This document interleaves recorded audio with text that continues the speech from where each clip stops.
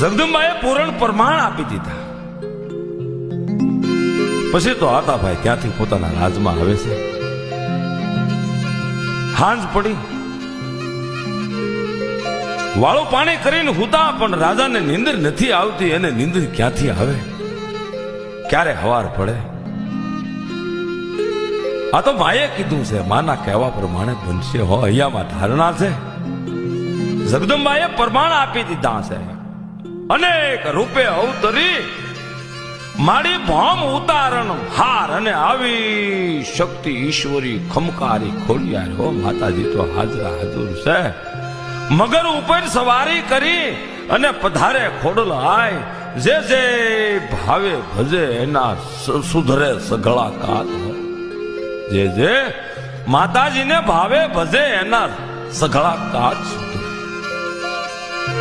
આમ કરતા કરતા